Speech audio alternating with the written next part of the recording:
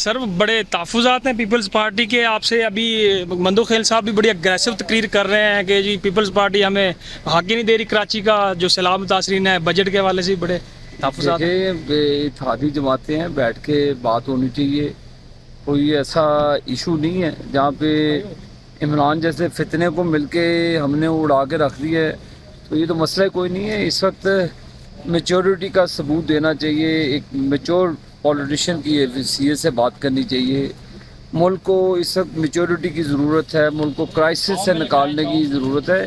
یہ چھوٹی چھوٹی چیزیں, یہ پیٹی ایشوز کو ریزالو کرنا چاہیے بیٹھ کے, اور اس طرح آ کر ایک دوسرے کے خلاف بیان بازی کرنا یہ غیر مناسب اور غیر جمہوری ہے.